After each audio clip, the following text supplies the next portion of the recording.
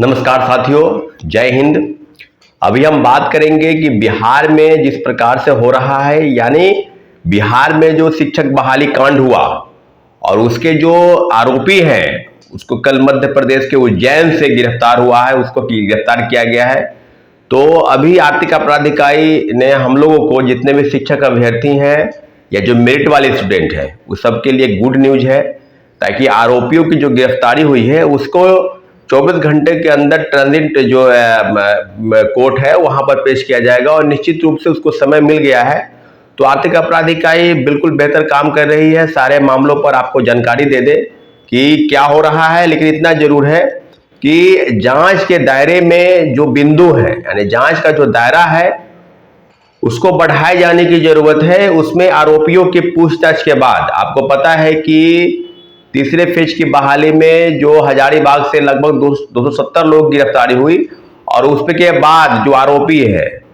विशाल चौरसिया और विजेंद्र गुप्ता ने स्पष्ट तौर पर कहा है कि बीपीएससी की तीनों फेज की बहाली में जो प्रश्न पत्र मुहैया कराए गए थे वो प्रिंटिंग प्रेस में छपने से पहले हम लोगों को पहुंचाए गए थे और हम लोगों ने पैसे देकर उन लोगों तक पहुंचाया जो सेटिंग गेटिंग के तहत नौकरी करना चाहते हैं, नौकरी पाना चाहते हैं। तो इस तरह से देश के तमाम राज्यों में, चाहे उत्तर प्रदेश हो, चाहे मध्य प्रदेश हो, चाहे झारखंड हो, चाहे दिल्ली हो और जितने भी आसपास के राज्य हैं, जिले हैं, वहां पर सब जगह प्रश्न पत्र मुहैया कराकर लोगों को प्रश्न पत्र लौटवाया गया और परीक्षा केंद्र पर लाया गया।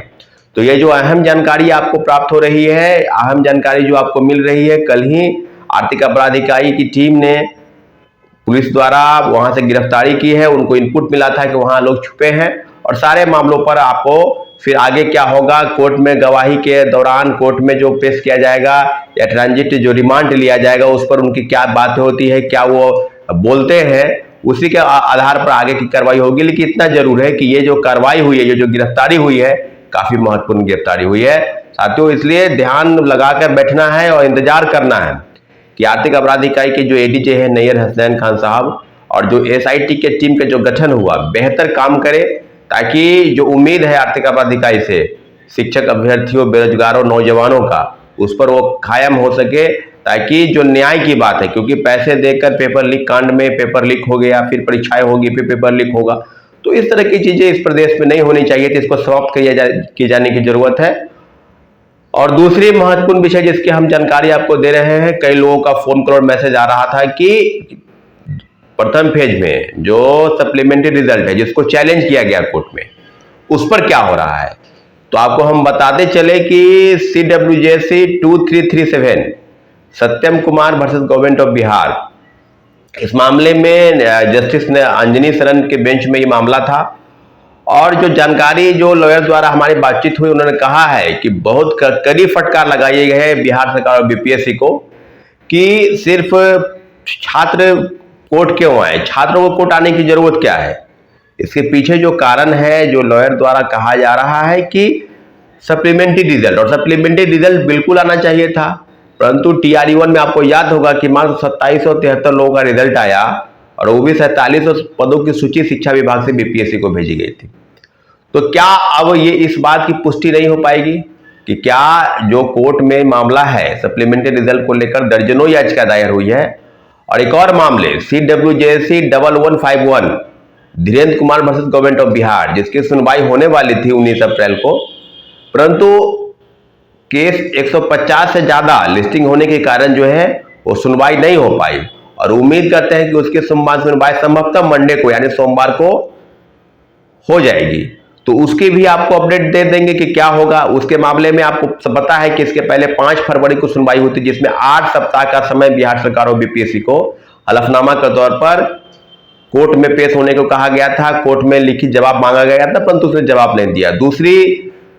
जो बातें हुई थी वो हुई थी कि 5 अप्रैल यानी 5 अप्रैल को 2 सप्ताह का समय दिया गया था कि आपको जवाब देना है और उसकी तिथि जो है 19 अप्रैल आई और 19 अप्रैल को केस की लिस्टिंग के कारण सुनवाई नहीं हो पाई थी। तो उम्मीद है कि वो मामले की सुनवाई जो है होगी। इसके पहले उर्दू मामलों की सुनवाई हो चुकी है, कंप्यूटर साइंस मामलों की सुनवाई हो चुकी है। सब मामलों पर हलफनामा के तौर पर बीपीएससी को और बिहार सरकार को जवाब देना है। और इस मामले में आपको बता दें कि अभी पहली सुनवाई हुई है, इसके बाद CWJC 2337 इसके बाद जो सुनवाई होगी वो काफी महत्वपूर्ण सुनवाई होगी साथियों। और उसका डेट कब मिलेगा, कब आएगा, वो आपको भी बता दिया जाएगा। लेकिन इतना जरूर है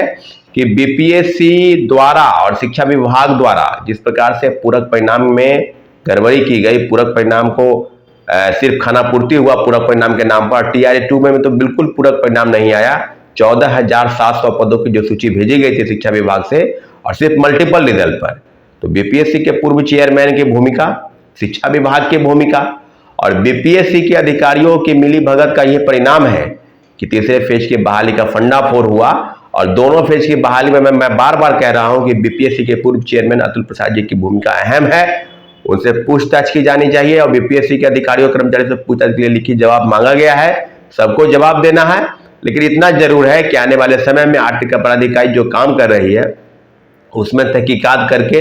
बिल्कुल जो मामला है उसके तह तक जाए और सारी चीजें बिल्कुल हम लोग के सामने आ जाए कि उसका मुख्य सरगना कौन है, और पेपर लीक कांड का जो बीपीएससी के अंदर से हुआ है वो बंद किए जाने, खत्म किए जाने की जरूरत है साथियों। और आने वाले समय में court case, supplementary result TRE 1 से लेकर टीआरई 2 तक, और फिर आर्थिक अपराध इकाई की जो जांच है उसमें अहम बिंदु के कई खुलासे होने बाकी है।